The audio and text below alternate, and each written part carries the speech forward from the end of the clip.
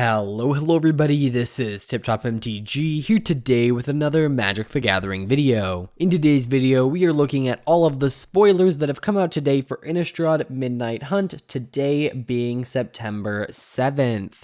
So, we're going to be taking a look at all of the uncommons, rares, and mythics that were revealed today.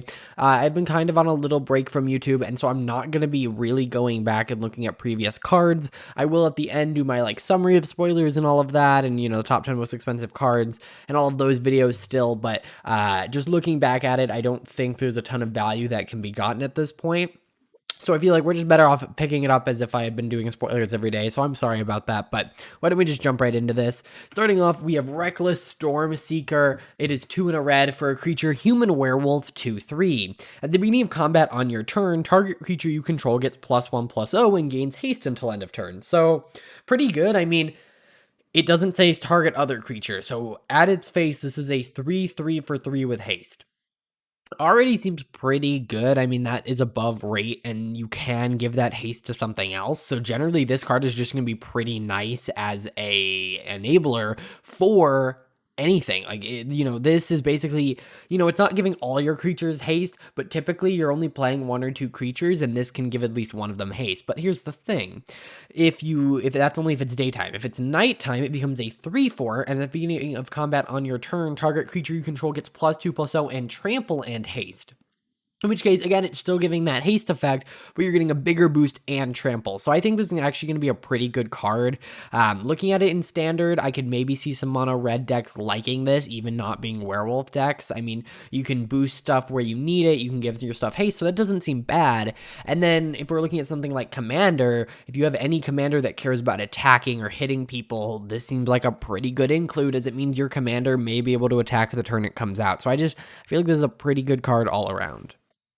Next, we have Spell Rune Painter. It's 2 and a red for a creature, human shaman werewolf, 2/3. Whenever you cast an instant or sorcery spell, it gets +1/+1 until end of turn. So essentially, it has prowess and has nightbound, and then essentially, when it's a werewolf, it's a 3/4 and it doubles it. So it's very similar to the previous card, where under some conditions it's getting bigger, and then when it's a werewolf, it doubles the amount it boosts itself. Not nearly as good, but also, I mean, we have a couple cards. We have all the Magecraft stuff from Strixhaven that cares about casting instants and sorceries, and so if that ever forms into a really good deck, this could definitely be a card in it. If you boost this thing with a boost spell, it's getting +2/+2 plus your boost spell. It gets pretty big pretty quick, and I could maybe see some, maybe not tier 1, but some tier 2 decks maybe running something like this. Next, we have Overwhelmed Archivist. It is a 2 and a blue creature, human wizard, 3/2.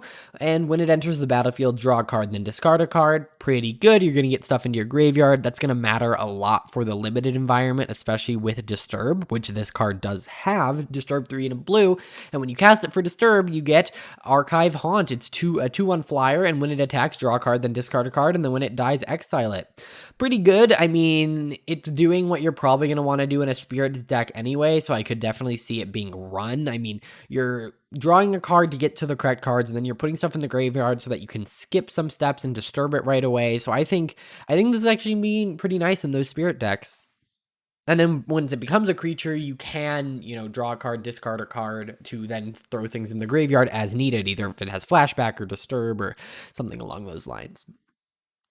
Next, we have Wake to Slaughter. It is 3 black-red for a sorcery. Choose up to 2 target creature cards in your graveyard. An opponent chooses one of them. Return that card to your hand. Return the other to the battlefield under your control. It gains haste. Exile it at the beginning of the next end step. So, you take 2 creatures from your graveyard. One goes to your hand. One goes onto the battlefield. The one that goes on the battlefield only lasts for 1 turn. And then you can actually flashback this. So, I mean, theoretically, you can have 4 different creatures in your graveyard and have them all end up basically back in play at some point. Now, it is important to note that when the creature that enters the battlefield gets exiled, meaning that you can't then choose it as the target for the flashbacked Wake to Slaughter. But I think this is actually a pretty decent card. I don't know how much play it'll really see. It does seem kind of expensive, and anything where your opponent can choose, you're always going to get the worst outcome of it. So I think that it's fine. But it's fine. I think it'll see some fun play, but I don't know if it's going to be anything super crazy. Next, we have this card, which can be translated to Dawnheart Mentor. It is 2-0 green for a creature, human warlock, 0/4. When it enters the battlefield, create a 1/1. So at this point, we already have 2 different powers among creatures. And then we have Coven, 5 and a green. Target creature you control gets +3/+3 and gains trample until end of turn. Activate only if you control 3 or more creatures with different powers, which basically means you need a creature with power 2 or greater along with this thing and you can activate it. Seems pretty good and limited. If you and your opponent are top decking, you have something to throw your mana into, but also if you don't have those 3 creatures, you're not activating this. A little bit interesting, it doesn't say you can only activate it once, so if you do happen to have 12 mana, you can get +6/+6. It seems okay. I mean, I'm sure Limited is going to like this card, but other than that, it seems just kind of meh. Next, we have Willowgeist. It is 1 green for a creature, tree folk, spirit, 1/1 with trample. Whenever 1 or more cards leave your graveyard, put a +1/+1 counter on Willowgeist. When it dies, you gain life equal to its power. Now, this does not say for each card put a +1/+1 counter. So, for instance, if you had 10 cards in your graveyard and then exiled your graveyard, you would only get 1 counter on Willowgeist. But, for instance, if you had a Scavenging Ooze, and you were exiling cards from your graveyard 1 at a time, that would mean that this thing gets bigger every time as well. If you're messing with your opponent's graveyard, that's not bad. So you really need to be kind of in the right deck to want to do this. So for instance, any commander that cares about exiling stuff from graveyard is going to like this in the deck. It's standard. You'd have to, I don't know, be a graveyard hate deck. So maybe a mill deck, but at that point you're a mill deck and exiling stuff from their graveyard deck. And actually, it's just your graveyard, so you'd have to be a self-mill deck. So really, this seems more of a card that's going to be put in something like a Spirits deck, which will allow it to, whenever you disturb something, or a Flashback deck. Those seem much more likely. Maybe a Reanimator style deck, but that's about it. It seems good in those style of decks, but I don't know how crazy it necessarily is. Next, we have Gold Sentinel. It is 1 and a white for a creature, human soldier, 3/2, and when it enters the battlefield or attacks, exile up to 1 target card from a graveyard. So that's just kind of gravy. It's going to be kind of good in this set. You can get rid of flashback stuff. You can get rid of disturb stuff. And then it has Coven, 1 and a white. Choose a color. Gold Sentinel gains hexproof from that color until end of turn and can't be blocked by creatures of that color until end of turn. Activate only if you control 3 or more creatures with different powers. So you might be saying, isn't that just protection? Well, no. Protection means it can't be damaged by, and can't be enchanted by that color, which is pretty important. That means if this thing gets pacifismed or, enchanted by something that taps it down, it's not going to make the thing fall off. But that also means that if you're using this card and you enchant it with something, it's not going to fall off either. And then also if your opponent has a board wipe, you can't use this to dodge that board wipe. Either way, it seems like a pretty good card. Of course, you do need that Coven requirement, so that is going to limit it, but being able to give yourself hexproof is pretty good, and I feel like some decks are going to want to use that to their advantage. I feel like an equipment deck might especially like this. It has an on-attack trigger, so if you have equipment, that makes it easier to get. And then equipment lets you manipulate power and toughness, so it's much more likely you can get that Coven trigger. And then you can give your stuff protection so that your deck is not as vulnerable. So I think, an equipment-style deck would really like this card, or an aura deck, because normally cards like this, they're going to give protection, which means your stuff could fall off. So I think this card could actually see some play in those situations. Next, we have Odricks Outrider. It is 3 and a white for a creature, human knight, 2/4. When it or another creature you control dies, put a +1/+1 counter on target creature you control. It's fine. It's mostly a draft card, but it's kind of, you can do some interesting stuff with it, I guess, if you can maybe flicker it or from the graveyard. I don't mean actually flicker it, maybe bring it back a couple times, but I think if it does see play anywhere, it'll be in some sort of aristocrat style deck where you're sacrificing your own creature, but we'll see. It doesn't seem super crazy. One of the things that's nice about death triggers is that if an opponent board wipes, you kind of get some retribution for it, but with this, if your opponent does board wipe, you're not getting anything out of it, so doesn't seem great. Maybe in a creature token deck you could do something with this, but again, you do have to be kind of sacrificey to like this card. Next, we have Sacred Fire. Red and a white for an instant. It deals 2 damage to any target, and you gain 2 life. Then you can flashback it for 6. It's fine. You know, there are going to be some decks that really like it. For instance, Sunforger, not Sunforger. Oh my God, Sunsong and Speaker, Sunspeaker and Song. I don't remember. It's a 6-drop, red and white legendary creature that gives all your stuff lifelink, and then whenever you cast a red spell that deals damage, you do something. Whenever you cast a white spell that gains you life, you do something. And this kind of card works really well for that. And then it also has flashback, so you can do it again. Fire Song and Sunspeaker. That is the name of the card. It just came back to me. That's gonna like it. Other than that, it's just kind of fine. I guess if you're running a red-white life gain deck, this could be an interesting piece of removal, but eh. Then we have Cursive Surveillance. It's 4 and a blue for an enchantment or a curse. Enchant player. At the beginning of enchanted player's upkeep, any number of target players other than that player each draw a card equal to the number of curses attached to that player. Now, here's the thing. You're probably only giving it to yourself, but essentially this says, you know, whenever you draw a card for each curse on enchanted player. At its worst, this says you draw a card at that enchanted player's upkeep. And by the way, you can enchant yourself technically, and this just becomes you get an extra card. But if you're running this in a curse deck, you can get multiple cards per turn by just doing that. And what's weird, any number of target players other than that player, each draw cards equal to the number of curses attached to that player. So essentially, you can make other people draw cards too. I don't know why you would, but you can. So that's kind of weird. Maybe if you're trying to mill them out, but yeah, it seems a little weird. Unless you're like doing something in Commander, you're probably only going to make yourself draw cards. Also, very creepy art. Next, we have Mystic Skull. It's a 2-cost artifact. You can pay 1 and tap to add 1 mana of any color, so you're just filtering stuff. Then you can pay 5 and tap to transform. It's better have a cool ability. It's a 5/6 artifact creature construct. Lands you control have tap, add 1 mana of any color. So you're paying 7 mana for that creature. I don't really think this is worth it. If it was a 3-mana rock that just tapped to add 1 mana of any color, I would say, yeah, that's kind of an interesting card that you could definitely use, but it's a filter for 2. So I just don't really like it. I'm not playing filters in my deck, and I don't think that this is a big enough upside to make me start doing that. Next, we have Delorr of Secrets. This is going to be a reprint, so that's pretty exciting. A lot of people did not think this was going to be happening, but essentially it's a 1-drop 1/1, and it says at the beginning of your upkeep, you look at the top card of your library. You may reveal that card. If an instant or sorcery card is revealed this way, transform Delorr of Secrets. So in blue decks, this can be a 1-drop, 1-cost 3/2 pretty quickly because you're going to be running lots of instants and sorceries, and I know there are decks built all around this card, or at least as a big part of their deck. So yeah, pretty cool to see. A lot of people did not think it was going to happen, but it is definitely awesome that it did. Next, we have this card, which can be translated to Gristlebrand's Mask. 1 black for a legendary artifact equipment. Equipped creature has flying and lifelink. Whenever equipped creature dies, you may pay X life, where X is its power if you do draw X cards. So essentially, you could turn your creatures into little mini Gristlebrands, but instead of being able to pay 7 life to draw 7 cards, it only is when it dies, and it's only equal to its power. But flying lifelink on an equipment is not bad. I think this could maybe see some play somewhere, but I feel like it's more of a commandery style of card.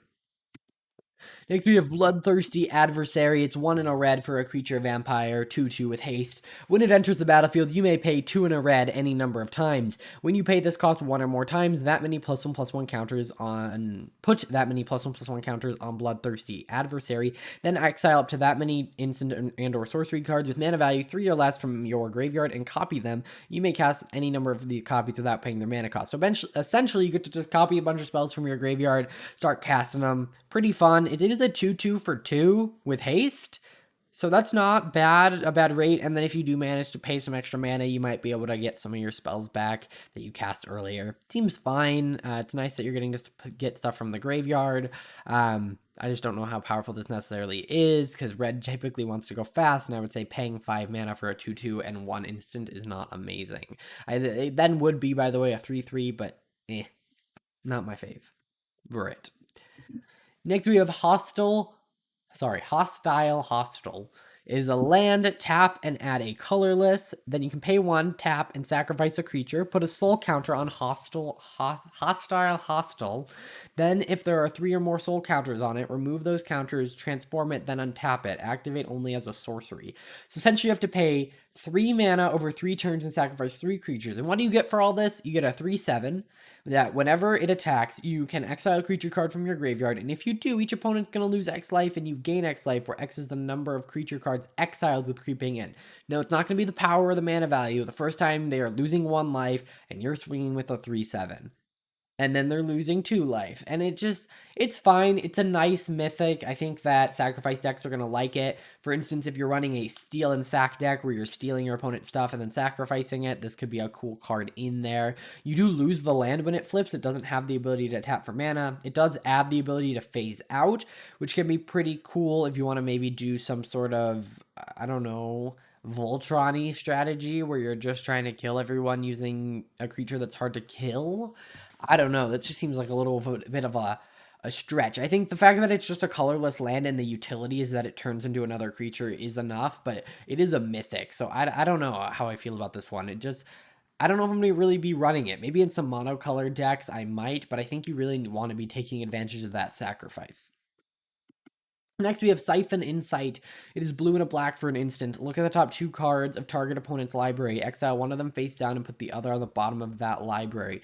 You may look at and play the exiled card for as long as it remains exiled, and you may spend mana as though or mana of any color to cast that spell. Flashback 1 blue, black. Pretty good, the fact that it has flashback, especially for that cheap. It is a little bit worse because obviously, I would say this is 2 mana to cycle a card. But here's the thing about it. When you cycle a card, you're cycling to get something in your deck to boost consistency. This just seems like a fun card. So I think in casual play, this one's going to be a lot nicer. But the fact that you can then flashback that for 3 means you can cycle it and then cycle it again. But the second time you cycle it, you're not really cycling. You're just drawing a card. But 5 mana to discard a card and draw 2 cards also isn't great. So it's fine, especially when those 2 cards aren't even from your own deck. So I think competitively, it's not going to be that amazing, but it'll be fun because people like playing with each other's cards. Next, we have this card, which can be translated to Adeline, Splendid, Kathar. It is 1 white for a legendary creature, human knight with vigilance, and when its power, is equal to the number of creatures you control. So that's pretty good. And then whenever you attack, for each opponent, create a 1/1 white human creature tapped and attacking that player or planeswalker they control. This was translated, so there's slight wording errors, but essentially, I'm pretty sure. So I can't tell necessarily whether this is whenever you attack a player, create a 1/1 that's also attacking them, or if it's just whenever you attack with anything, just also create some 1/1s attacking each opponent. That's what it reads like, and if that's the case, that's crazy, because you can then sacrifice 3 of them for mana or something, or boost up Adeline's power. So this seems kind of crazy. I'll be interested to see what the official English translation is, because maybe this is just worded really weirdly here. Next, we have Dire Strain Rampage. It's 1 red and a green for a sorcery. Destroy target artifact, enchantment, or land. If a land was destroyed this way, its controller may search their library for up to 2 basic land cards, put them onto the battlefield tapped, then shuffle. Otherwise, its controller may search their library for a basic land card, put it onto the battlefield tapped, then shuffle. So a lot of people have seen this and gone, no, that's just a really bad removal spell. But how I think you really need to look at this is as a ramp spell. Essentially, you're paying 3 mana to destroy one of your own lands to put 2 lands onto the battlefield. That is basically Harrow, and that is played. The cards that like lands in the graveyard are going to like it. It is just a way to ramp. And then you add flashback to it. But then you also realize you can now trade one of your own artifacts or enchantments for a land as well. And then you also have the upside of, oh shoot, my opponent has a land that makes it so they can't lose the game. Let me destroy that. And so it allows you to not only destroy your opponent's stuff, and then they do get a little bit back, but it also lets you ramp yourself. So I think that this actually can be a pretty good card in those Gruul decks, just because it can be ramp if you need it, but it can also be removal, which, artifact and enchantment removal and even land removal is some of the most narrow removal in the game. So the fact that it can be half ramp, half narrow removal is pretty good. Next, we have Necrosynthesis. 1 in a black for a creature, enchantment aura, enchanted creature whenever another creature dies, put a +1/+1 counter on this creature. aristocrat style deck or a really heavy control deck, something like that, when enchanted creature dies, look at the top X cards of your library, where X is its power, put one of those cards in your hand and the rest on the bottom of your library in a random order. So it'll replace itself, get bigger. It is kind of nice. A lot of the times the problem with auras is that you 2-for-1 yourself. So essentially you play an aura on a creature, then someone kills that creature. Now they took one card to kill 2 of your cards. But this kind of replaces itself, which is kind of cool. We have this card, which is Old Stick Fingers. It is X black green for legendary creature horror. Star. When you cast this card, reveal the top card of your library until you reveal X creature cards. Put all the creature cards revealed this way into your graveyard, and put the rest on the bottom of your library in a random order. Old Stick Fingers' power and toughness are equal to the number of creature cards in your graveyard. This seems kind of insane. Would not shock me if there's some competitive EDH deck that uses this to put very specific combo pieces in the graveyard and win on the spot. Other than that, in standard, I mean, just filling your graveyard with creatures is going to be good in a set where you're just wanting a ton of stuff in the graveyard. I think that this is going to be a pretty good card, and it's going to be really, really good in something like Commander, where you're going to be comboing off with this a lot. And lastly, we have one of my favorite cards from today, Vengeful Extermination. It's 6 white for a sorcery, and it costs 1 less to cast for each creature on the battlefield. Destroy all creatures. So, I've seen 2 reactions to this. Oh my gosh, this is terrible, and oh my gosh, this is amazing. In my opinion, this is amazing. Think about it, especially in something like Commander. The odds that there are not 6 creatures on the battlefield are so slim, and even the odds that there are not 6 creatures on the battlefield and you want a board wipe is even slimmer. So I feel like most of the time you're casting this for 2 in Commander. Now in a 1-on-1, I could see you maybe casting this for 4 or 5, which you could say, well, then I might as well be playing Doomscar. But I think that a lot of the time this will be a good sideboard card against those go wide decks. And even if it's not a sideboard card, even if you're playing best of 1, I really think that this card is going to be good. I mean, because obviously there has to be at least 1 creature on the board for you to want to cast it. So this thing will literally never cost 8. It will at least cost 7. Right, and then the odds that you're using a board wipe to kill 1 creature are low. It could happen, but the odds are you're at least killing 2, which then, you know, is 6 mana. So you need to be killing, I think, at least 4 creatures in order for this to be a good spell, and I think that's happening a lot. The odds that you don't have any creatures, that your opponent has only 2 creatures, and you need to board wipe are low. So I think this is going to be an awesome card just because you're going to be casting it for 2 a lot. Either way, guys, those are all the spoilers for today. Let me know what you guys think about them in the comments down below. Again, sorry about my little absence there, but hopefully I'll be getting into making content a little more regularly again. I will see you in the next one.